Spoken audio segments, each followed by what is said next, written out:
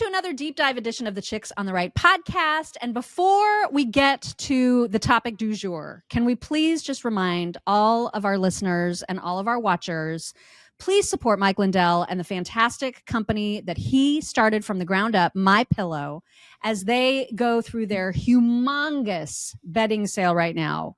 It is the biggest bedding sale ever, and it is a great time to take advantage of all the things.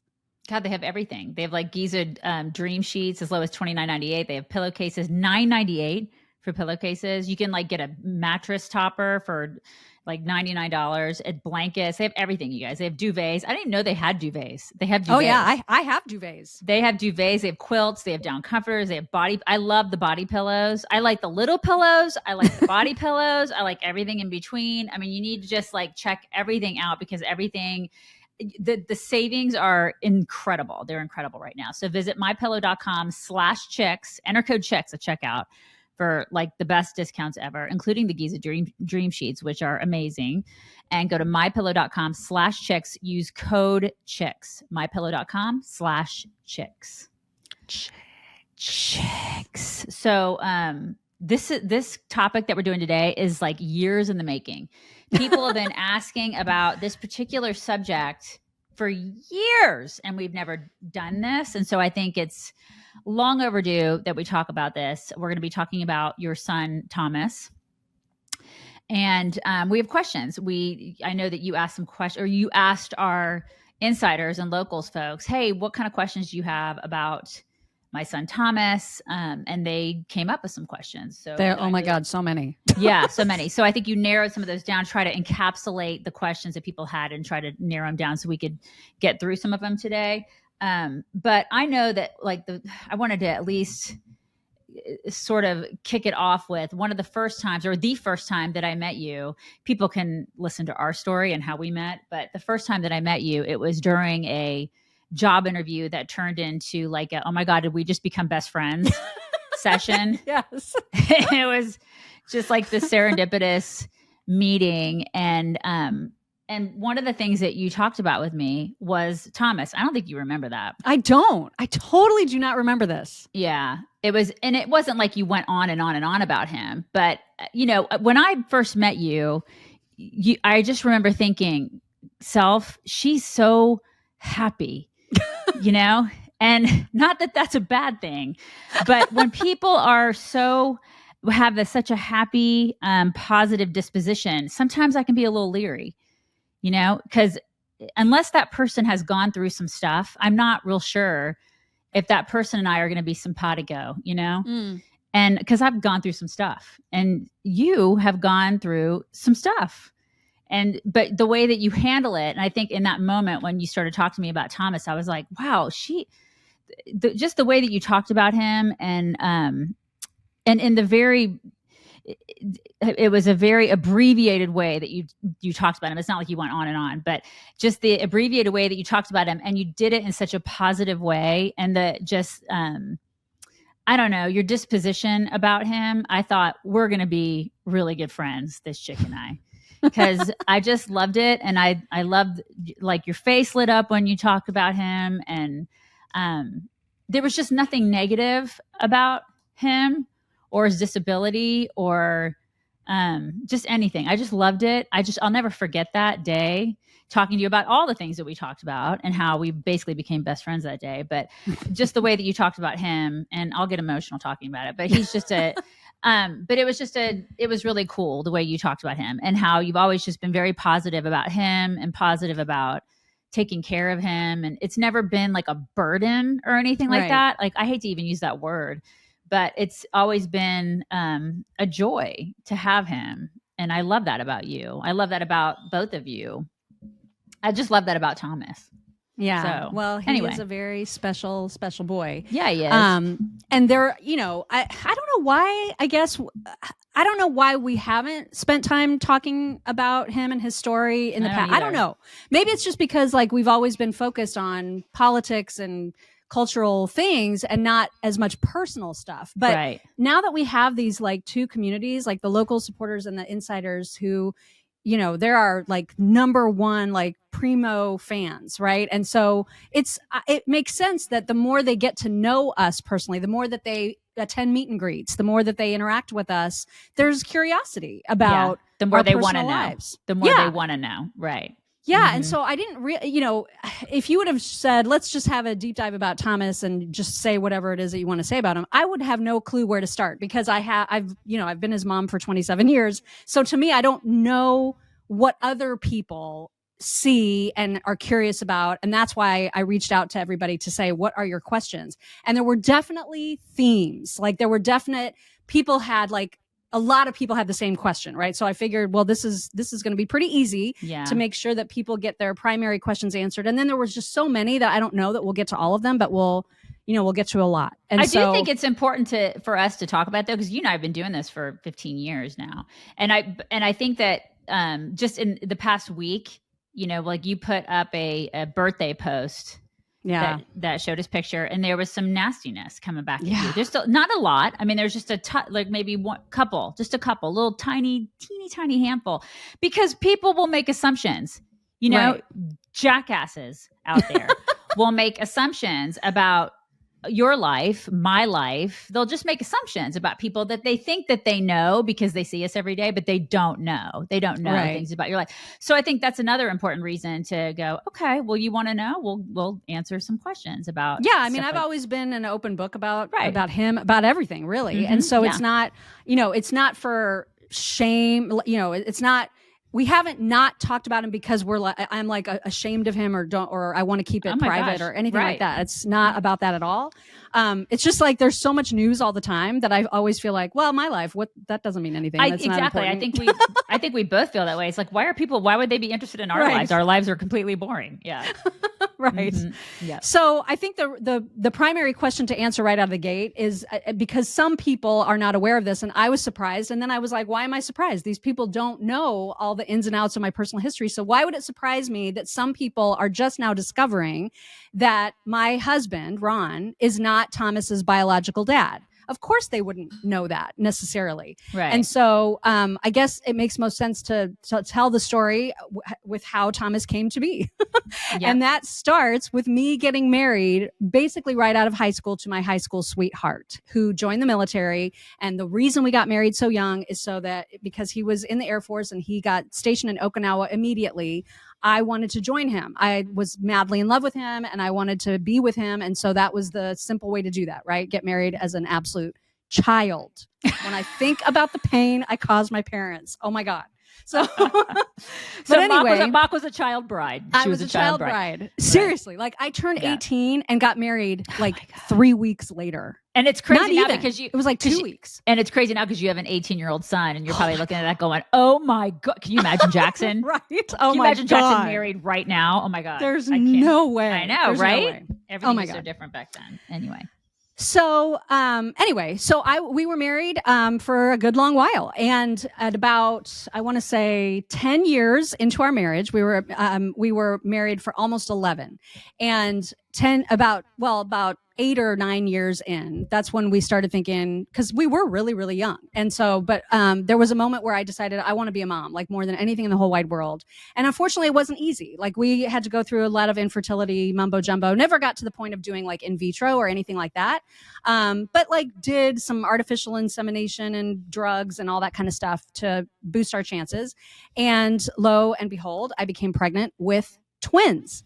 And so I didn't know that until I lost one of them very, very early on. So I want to say I was, 7 weeks into the pregnancy, and I was delighted to be pregnant. Like you have no idea. I was over the moon. I was so, so, so happy. We both were. And super, super excited to be pregnant. And then at 13 weeks, I started bleeding and was crushed. We went to the emergency room and I was told in the emergency room to prepare for the loss of Thomas, who was the remaining child, because I bled early on, lost a twin early on. And actually Thomas got his name because it means twin. That's how I sort of landed on that name is because it means twin. And so at 13 weeks, I had a placental abruption. And that's why I started bleeding. And Thomas was at huge risk. And so went to the emergency room, was told, here's a cup, like try to catch what you can. But you're going to lose this baby. And so when I went to go see my OBGYN a couple days later, she did an ultrasound and he was fine. And so it was like this amazing miracle, and it was super joyous, and we were super excited. And I continued on with my pregnancy as a high risk person. And I had the worst pregnancy ever. Like I had the sciatica, like I was miserably uncomfortable. And then I developed at 28 weeks. I thought I was okay, but like at 28 weeks, I developed preeclampsia, which I didn't know anything about at the time, because when you're a new time pregnant person, you just assume everything's going to go great because women have been having babies for billions of years and they are good at it. So I didn't look at all the scary stories. I thought, oh, that happens to other women, but everything was happening to me. And so I'm just not a good pregnant person. And when I went to my 28-week checkup, and you know how they immediately take your blood pressure, she said, she took my blood pressure. I don't know what it was. It was sky high. And she immediately said, get on your left side. I'm calling an ambulance, because I was at a doctor's office in a hospital that did not have NICU type of care. They were not equipped to deal with a premature delivery at that young, at 28 weeks. And I'm just like, what are you talking about? I feel fine. Like, this is crazy. And I joked all the way downtown in the ambulance ride. I was like making fun of everything. I was like, this is so stupid. There's got to be some mistake. This is crazy. What I didn't know is that I was very, very, very, very, very ill. And I didn't know how dangerous preeclampsia was. But long story short, the Saturday, I was in the hospital for a few days during the week. Saturday, that's when things got really, really bad. And so on a Saturday, which I mentioned it was a Saturday because it was a teaching hospital and there were no staff physicians there on the Saturday. It was all like residents and kids and learning people, and not anybody that really wanted to take control of the situation. So I had a monitor on that was monitoring Thomas's heartbeat after each contraction. I was in labor for, 8 hours or so. And every single contraction, his heart would decelerate. And I didn't know enough at the time to like demand an emergency C-section. I'm 28 or whatever, 27. I have no idea. And I just went with it. They weren't making a huge fuss about it, so I wasn't either. And then finally, a staff physician arrived for the night, took one look at all of the tapes that had been gathered throughout the day, and then immediately called it an emergency. I was wheeled in, got the C-section. He came out completely blue. And they did all the things to make him not blue anymore. But the fact remained that he had the cord around his neck, and he lost oxygen for way too long of a time. And so what we found out, I think about 6 days later, because to us, he looked perfect, right? Like once they revived him, he looked perfect. He was just very small. He was 3 pounds and 2 ounces when he was born, but he looked physically fine. And so I was like, yay. I was still recovering and very, very ill, and not even realizing that I was at death's door, apparently, because I just couldn't believe that, because I felt okay. But we found out when they did a brain ultrasound that he was anything but okay. And so he ended up like CP. When I say that he has CP, that stands for cerebral palsy, for people who may not know that. And so what that does is it affects the motor area of your brain. And there's varying levels of CP. You probably know someone with CP that walks around and talks and is fine. Unfortunately, Thomas's CP also came with something called PVL, which stands for periventricular leukomalacia. So I learned a lot in those early days. And that just meant that the white matter of his brain was also deeply impacted by injury and lack of oxygen. And so we were told that he wouldn't see, he wouldn't hear, he would essentially be a vegetable. And so that's how I went home, is knowing that. And I cried for days. You say, and people say, oh, you're so happy and positive, but it's not that I didn't have a complete breakdown. Like, of course, right. I was a mess, an absolute mess. I probably slept and cried interchangeably nonstop for 2 or 3 days. Yeah. And then you get to a point where you're like, okay, well, I can either continue to sleep and cry, or I can just live with this and move forward. And I have a kid that I've got to take care of, and I've got to figure out how to do that. And so, he was in NICU for quite some time. He came home, I want to say like 6 or 7 weeks later. The problem is that when I emerged from my room to stop crying and sleeping, my husband at the time did not. And so I reached a point where I was like, okay, I've got this. You know what I mean? And let's do this. We can do this, and we're going to love him all the same. But he just never got there. Yeah. And just handled it in a very, very different way. And I will say, just a side note, that if you are a mom of a child with disabilities and you have never read the poem Welcome to Holland, I literally attribute that to saving me. Like, that poem saved my soul. What is in essence, what's a synopsis of it? So the synopsis is that when you're expecting a baby, you are planning a trip to Paris, for example, and you have all these dreams and hopes about how amazing Paris is going to be, and you're going to see the Eiffel Tower, and you're going to do all these incredible things and see the best of Paris. And then you step off the plane and you realize there's been a mistake. You've landed in Holland. And so it's a different kind of journey. It's a different kind of trip, but it still has so much beauty if you just allow yourself to see it.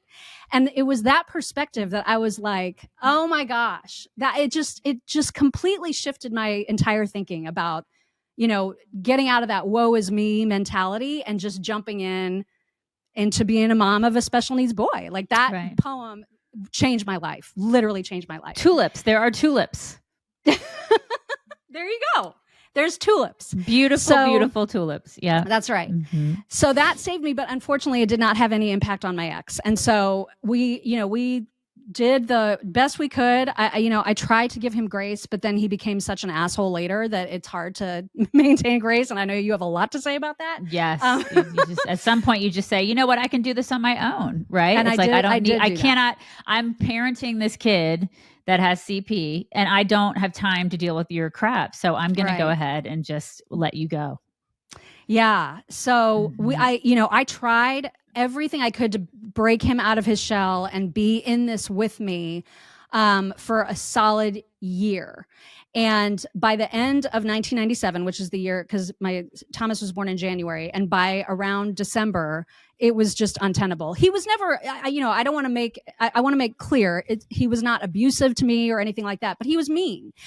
He was cold and distant and not supportive and just not in it with me. And so, which can be just as bad. Which is bad. Yeah. It can be just as bad as somebody. I mean, seriously, it can be. Yeah. And it got to the point, I think he was doing it on purpose. Like, he was being mean on purpose so that I would be the one to end the marriage. Right. And that was a very cowardly thing on his part. Yep. But ultimately it worked because I couldn't take it anymore. And so I was just like, you have got to go. Like, you have to leave, and I'll just do this on my own. And for a while, I thought, well, maybe we can go to counseling. We went to one counseling session, and I was like, this is utterly pointless. Like, it's just not going to work. And so he left, and there was a long period of time that he sort of kind of pretended to be engaged. He would send a little money here and there. He never at any time paid the amount of child support that he was supposed to. And I didn't want to deal with courts and all of that. And so I was just like, at some point, it just got to be, I got tired of asking for help. And I finally just said, you know what, just pretend you never had a son, and I've got this on my own now. And then we didn't speak for like 3 years. He continues to not be involved, nor his family. I don't hear from anybody in his family ever.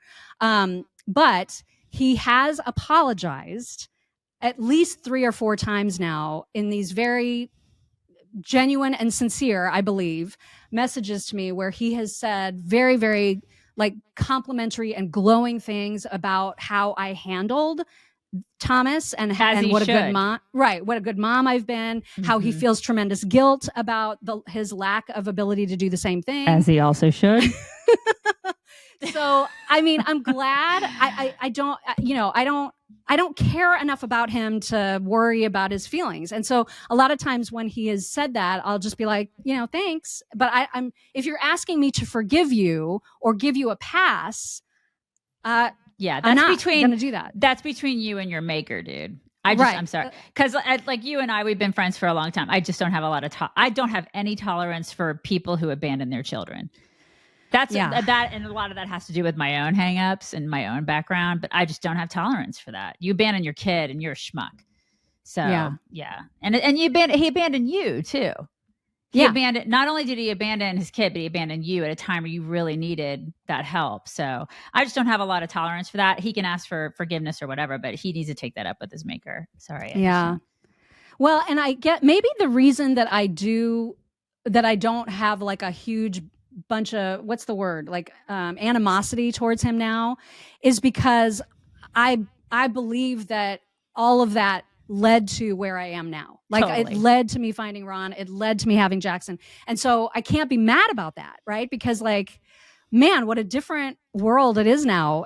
What a different marriage. I mean, I thought my marriage to him was okay, but now I realize how just mediocre and average and not really all that special it was, because now I have what I'm supposed to have, and it's a huge difference. And I mean, that's a whole. So I can't really hold a lot of hostility towards him because of how good life is today. Okay, so then speaking of that, he moves out. So you're with Thomas, so you're by yourself, and you obviously, I'm assuming your parents were around to help out a little bit, right? So you had my some parents familial. And actually, my ex's sister was still very much engaged and helping me while I worked. She was taking care of him. I was going to say, because you had a full-time job. Was still there. Yeah. Mm-hmm. You were working, because you've always worked full-time. So you were working, you had some help. And then so then how long was it before you met Ron? Well, that's an interesting thing, because when Mike left, and of course I was devastated about the end of my marriage, and I was convinced at the tender age of whatever I was, 28 or 29, I was sure that having, and it's a ugly word, but having the burden of a child with such extraordinary special needs, I genuinely believed I would never even have another kiss from a man as long as I lived. Like, I was like, there's no way anybody's going to want anything to do with me after this. This is like, I would never, this is like a burden I can't expect anybody else to shoulder. And so I was convinced of it. I went and saw a therapist who completely set me straight, and she was fantastic. I'll never forget her. I only saw her once, but her name was Reagan, and she said, "You are so arrogant to have that attitude. How dare you think that you're the only one that can love your son?" And I was like, oh, damn. I mean, that was like a slap in the face of reality, but it was what I needed. And I went home after that session with her, and I was just like, I'm going to be fine. I'm going to be fine. Mm-hmm. And I went out with my friends to the bars, and I thought, I'm young, I'm going to party it up. I'm going to find somebody. And I found some young guy who was 21 at the time. And I had makeout sessions with him for a few weeks, and and I was just living my best life. Right. Right. And then I was set up with Ron, who worked with a guy whose wife I worked with. And they set us up, and we met at a Memorial Day barbecue at their lake house that same May. So Mike left in January, and in May, 5 months later. Yeah, 5 months later, mm-hmm. I met Ron. And then a few weeks after we met, he called. He lived in Columbus, Ohio at the time, but he called and came to Indy and wanted to have a lunch date. So we did that. And then he had a headache. I'll never forget this, because he had a really bad headache, came to my house after lunch, and fell asleep on my couch. And I remember sitting there like this, looking at him and saying to myself, that day, I'm going to marry that guy. And I did. So I love it. I love that so much. And he didn't meet Thomas that day, but he knew about him immediately. And it was so funny, because so many people said, don't tell him. I know you're excited about this date. Do not tell him about Thomas. That's going to completely overwhelm him. It'll send him packing. Oh yeah. I had so much advice from my parents too, who were like, just, that's not something that you say to somebody on a first date. And I thought to myself, yeah, that's probably right. I mean, it's so funny, because I knew Ron. I grew up with Ron. Yeah. I wouldn't have. And if I would have known you, which I didn't know you until later on in life, but if I would have known you and I would have known you were going on a date with Ron, I wouldn't have said that. I wouldn't have said that. I would have been like, tell him he's totally cool. He'll love him. He'll love Thomas. That won't isn't scare that funny, him. though? It won't. It wouldn't have scared. Just knowing who he is as a person, I wouldn't have said that. I would have been like, it's not going to scare him. It's not going to freak him out. It's going to be fine. So I, once again, made dinner last night and I had all the colors. Okay. So I had the protein, I had the veggies, and I had the potatoes. So I did from Omaha Steaks because, I got some of their seafood, which is just as amazing as their steaks. Oh my God. Oh so good. my gosh. We had already tried the red snapper. This time I made their lemon dill salmon. Oh my God.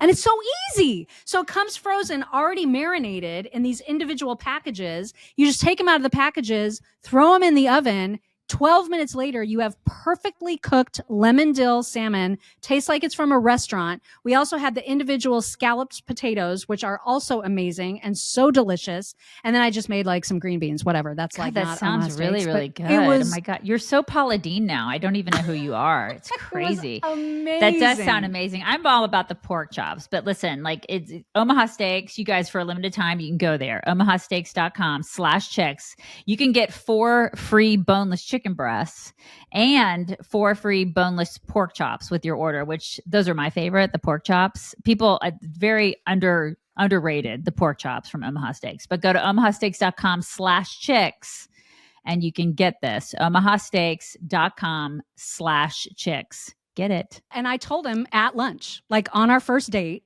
I said, so listen, I can't, I don't know how to say this except to just say it, but you need to know that I have a son and he's kind of a mess. Like he's got a lot of disabilities.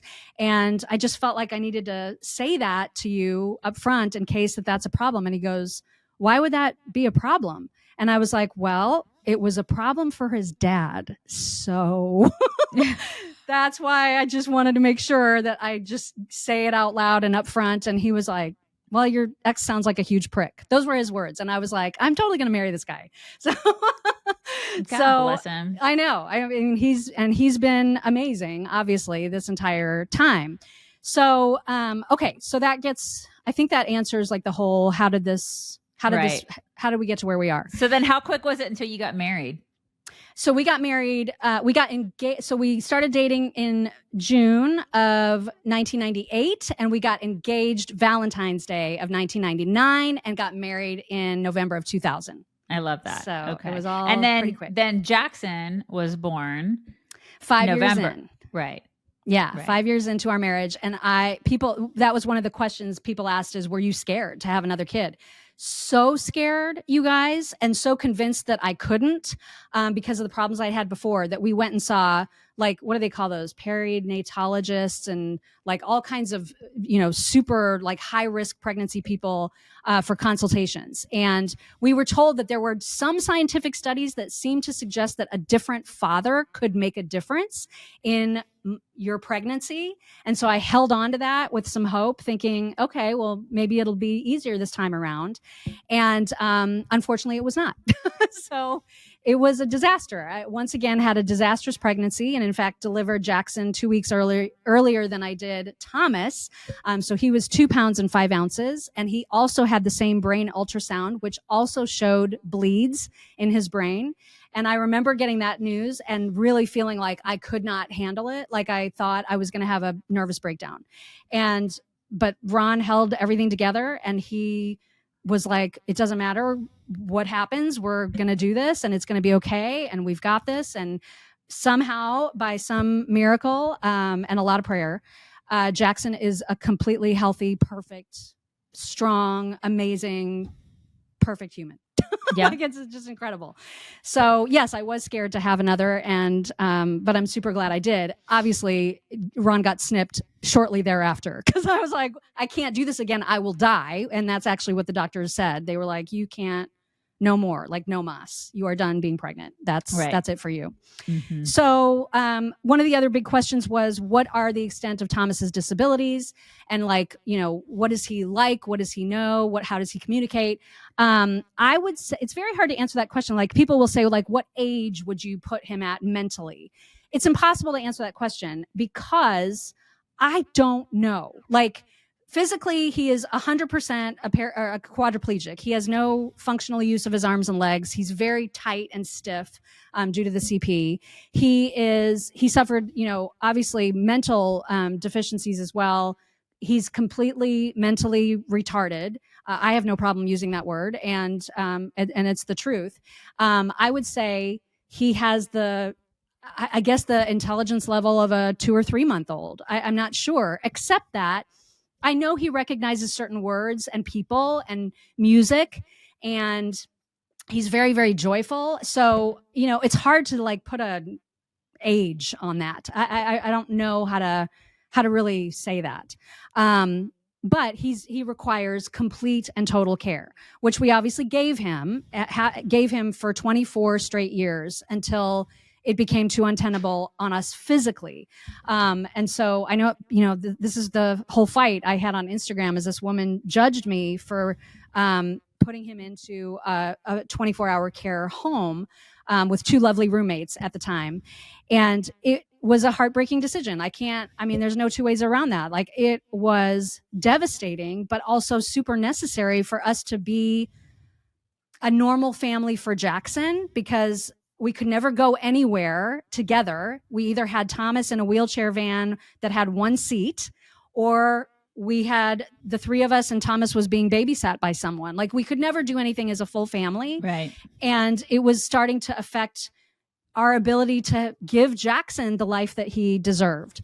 And we were breaking apart physically. I mean, my husband continues to have a bad back. Yeah, I don't think that people understand. Like, it's because he grew up.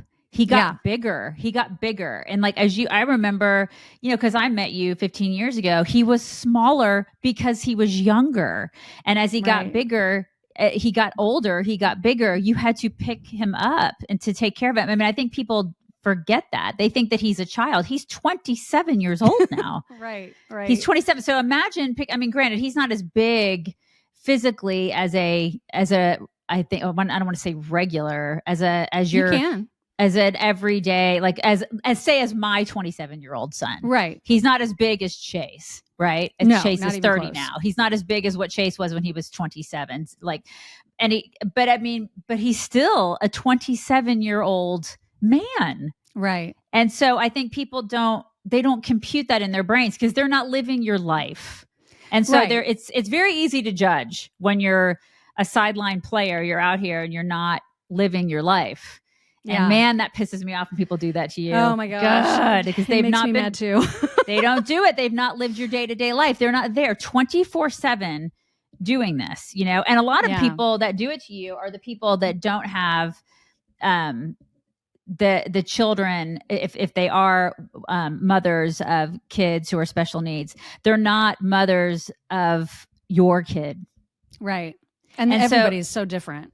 Right. Everybody's different. And how dare they pass judgment on you when they also have a child who's special needs? And like, you think that they, of all people, wouldn't pass judgment. Yeah. I don't get that.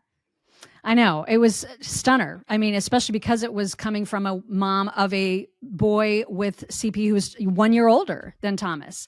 And so I was just like, how can you, that's great that you're able to keep him at home. It looks like he can sit up and hold a phone and hug you. Those are all things that Thomas will never, ever do. Yeah. And so step off, lady. Yeah. And also how wonderful is that for you? Yeah, exactly. Mm-hmm. I should take a moment too to point out that I had extraordinary help. I mean, my parents I don't know what I would have done without my mom. I mean, she gave me and Ron so much time to learn to know each other and date, like even as we were married, right? She gave us date nights. She gave us trips that we were able to take because she would take Thomas while we traveled. I mean, she was amazing. And then we also had many, many caregivers taking care of Thomas through his early years. And then for 20 years, we had the same amazing caregiver, shout out to Jamie, who I mean, also just a complete godsend, and continues to be Thomas's very, very best friend. So without that help, I don't know what I would have done. So it has to be stated that like I could not do this alone. I don't think anybody could. And so I was very, very lucky to have like an amazing, amazing support system in place for sure. But yeah, that decision to move him was excruciating. Thankfully, he's 15 minutes away. His house right now is 15 minutes away. And, so we're able to see him whenever we want, which is great. We also have the trust in his care team, which has been phenomenal. And I found the home for him through stroke of a luck by meeting this amazing woman who owns an agency that provides the caregivers. And she and I had breakfast one day, and she was so amazing and just such a wonderful, wonderful woman. I had every faith in her to put him in the best possible care, and she has, and I've been really, really happy with it. The other question people have naturally is what's going to happen when you move? When you move to South Carolina. Yeah. Mm-hmm. Yeah. And that same woman who was so mean to me on Instagram, it was that same judgment in her tone. I know a lot of our people, our insiders and supporters, they genuinely want to know because they're curious and they don't mean anything malicious by it. But there's a lot that goes into the fact that he's not coming with us. He's going to stay in his house where he's very well cared for, and we'll be coming back to Indy at least 4 times a year to see him. And granted, that's not the same as him being 15 minutes away, but it doesn't change his care at all. And unfortunately, he would not be able to get the same care in South Carolina. So Indiana is actually one of the very, very best states in the nation in terms of the benefits that they provide for people like Thomas.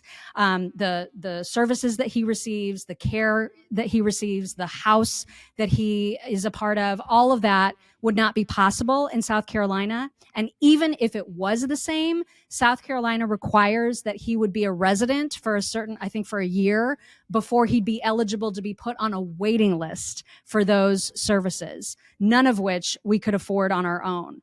And so that also fed into the decision. It's not an easy one to leave him, but he is in a very good situation. And so that is the answer. And then you'll question. you'll visit him several times a year. Yeah. Yeah. My husband, we're going to come back 4 times a year because that's required of my husband's job. And so obviously we'll be doing that and seeing Thomas once a quarter, and that will be that. So he'll continue to live his best life at his current house where he has amazing caregivers. And I don't feel guilt about that, and no one can make me. Right. And it's kind of like, I mean, it's, you'll probably see him more than I see my adult children. Great point. Yes, that's a great point. I mean, I'm just putting it out there. I know that like our 30-year-old, our now 30-year-old, I'm lucky if I see them maybe once or twice a year. We talk to them every day. I'd say every day. We talk to them maybe like a couple times a week. I mean, I know we text a lot. We meme war them a lot. Right. But I mean, so maybe if you count that as talking every day, we do a lot of GIF exchanges and stuff like that. But seeing them in person, you're going to see Thomas probably more than I see my adult children, honestly. That might be true. Unless Chase decides to move here. So I'm just saying, a lot of people that have 27-year-olds, we could ask the question, do you see them 4 times a year? Are you, if they're out of state, it's like, and they probably go off and they live their lives, and they do that usually around at 21. Yeah. Well, and you know what? That reminds me, shout out to C Noons too, because I know she has a child with special needs as well, who she also has separate from her house. And she responded to that biatch on Instagram and made a really fantastic point. And that is, she wants to be able to feel comfortable that once she's gone, her son will still be cared for and still have a place. Point. Oh my God. And I was like, that is I hadn't even thought that far ahead, but that was such a fantastic point. We're not going to be here forever. That's something I had never even considered as part of the decision-making and moving him out. And it's such a great point that I won't be here forever. And if he does outlive me, then I want to know that he's in a good place. Right. And I know he is. And he is. And you feel great about that. And that's a great thing. That's a fantastic thing. And that's what you're supposed to do as a parent. No matter who that kid is, you're trying to set that kid up for being in a place where they're somewhat independent and they're taken care of, whatever that looks like. Exactly. Whatever that looks like in their particular situation. I mean, it looks different for me than it does for you. It looks different for my boy than it does for your boy. But in either case, they're taken care of. Yeah. Yeah, that's exactly right. Mm-hmm. And, there have been, I'm not trying to say that all caregivers have been perfect, and we've actually fired one. I know that was another question. And, so there's some that aren't great. And so I'm obviously very on top of that and cognizant of that and check in quite a bit. But also the primary ones who do care for him, who have been around forever, they are phenomenal. And I just couldn't feel more comfortable about the fact that they know also when there's a caregiver that's not treating him exactly the way that they would. And he's never been mistreated, but, there's just some people that give him more engagement than others. And so that's important to me. And I just will say, like, if there's one thing there's a lot of things I know about Miriam, about Mock, since we are best friends. And she is a freaking control freak, you guys. Like, I mean, it just is what it is. Hi, like, it's me. She is. She's a control freak, like, about everything. And that, like, sometimes that's annoying. But at the same time, I kind of love it. I've learned to love it over the past 15 years. And she's like that in her personal life. She's like that. That's so true. When you see, like, with their kids, with their activities, with who they are, like, when it comes to Thomas, I've seen her in action. She is a control freak. So I would imagine if somebody is not, like, maybe just the best caretaker, she's probably going to be like, that's not going to fly. Yeah, I'm going to need you to go ahead and skedaddle. Right. I'm going to need you to go. Yeah. So now people want to know how he's doing now, and is he in pain? Last year, I would have given you a very different answer than this year. So last year was a rough year for him, and the hardest thing about Thomas is he can't communicate. It's always a guessing game. If he's upset and whining and moaning, we have no idea. Does he have an itch that he can't scratch, or does he have something internally going on that's causing him real pain? I mean, I can't even count the number of surgeries he's had. He's fed with a G-tube. He's got a permanent catheter. He's had a spinal fusion, and then he's had all of that fused spine ripped out. Like, he's gone through so much of excruciating pain that I cannot even begin to imagine.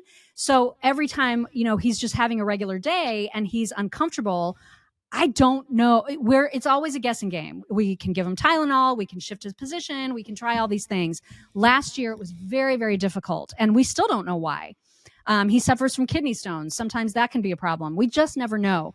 And last year, when he came home for Christmas, it was rough.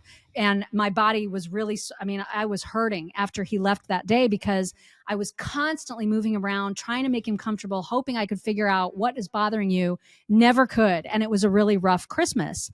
This year, I don't know why. We never do.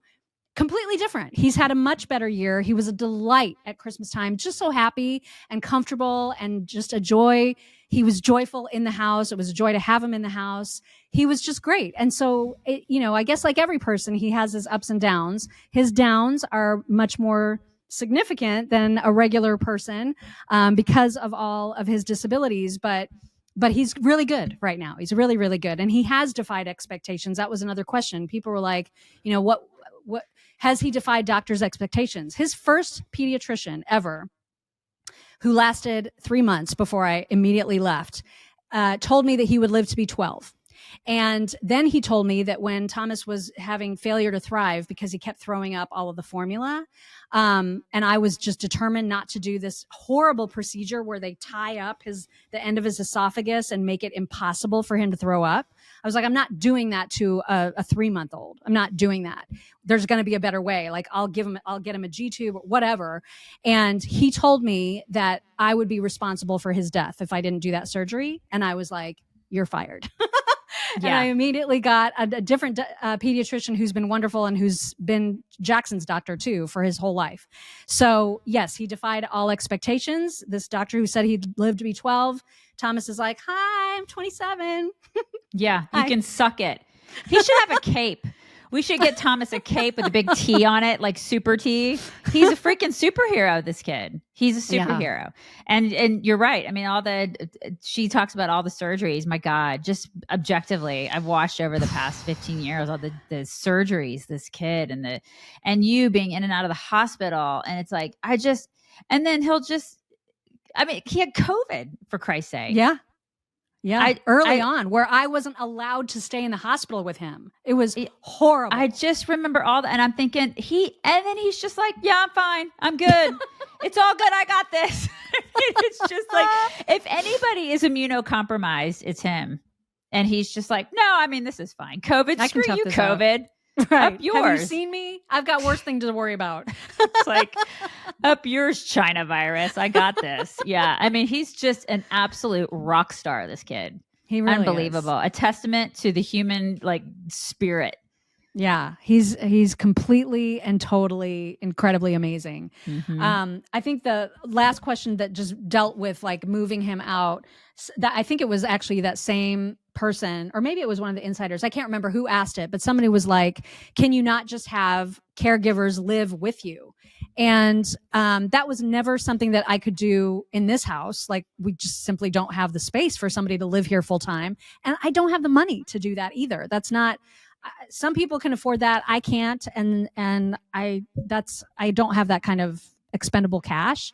And again, South Carolina does not provide the same sorts of benefits that he receives here in Indiana, where he's comfortable and safe. And I know he's in a good space. So that's why he will stay here.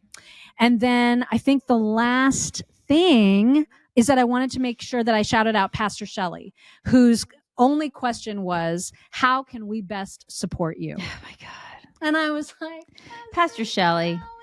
Right. I mean, that's like, we both were like, that is such a typical question of Pastor Shelley. Mm-hmm. It really is. And and she wasn't the only one. Other people were like, what can we do? And there's nothing to be done. I mean, there's, I guess if I were going to give advice to strangers about how best to support me, I would say, trust me to make the best decisions for my kid.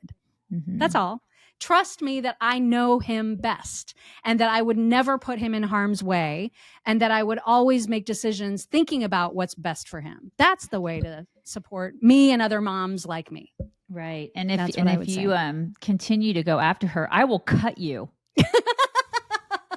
Well, she blocked me on Instagram. And so, a lot of people went after her, though. And thank you to all those people who might be listening that did. I appreciate the support. Off, people. Just step off. Yeah. All right. So Genucell has this fantastic new product. It's called Gen 90. And it's sort of like their immediate effects, but it's on steroids. So it's Gen 90. It instantly reduces the appearance of wrinkles. So anywhere you use it. So it could be around the eyes. It could be on the forehead, which is pretty much where I want to use it, is on the forehead, because I'm always scrunching and squinting. Crow's feet, laugh lines. It works in seconds. So it's just it just totally gets rid of wrinkles in seconds. It's next gen stuff, right? Which is, I'm assuming, why they call it Gen 90. So this is the one thing that you don't have to worry about anymore, is wrinkles. You can use this, and you don't have to put injections in your face. You don't have to pump your face full of all this garbage so you look like a feline. It's just, this is the best stuff ever. New stuff from Genucell. You got to try it. Gen 90. It's 2 generations better than any immediate effect stuff that they've had out, which I can't believe that they've done this, but they've done it. Yeah. And if you order the most popular package, which is still over 70% off, get yourself some Gen 90 while you're at it. It's free shipping on all orders when you go to genucell.com/chicks. That's GENUCEL.com/chicks, and start treating your skin right, because you don't want to F with your face. No, don't do it. Okay. So you feel good? You feel like now you feel good? I think so. I mean, okay. I hope that I answered. Was it hard? It wasn't hard. I mean, it's very easy to talk about your own life because you're an expert at it, right? Yeah. Okay, so, good. I mean, it wasn't hard. And I just hope that people got out of it what they wanted to get out of it. I think we answered a lot of the questions, all of the questions really that were posed to you. And if people have any other questions, I'm sure you can get them in the comments. We can look at some of the comments from this one, but yeah, I love Thomas. He's an angel, an angel sent from is. heaven. And I'm glad He that we had an is. opportunity to talk about him today. I'm glad that we did. Me too. And you too. Until next time, we'll talk to you later.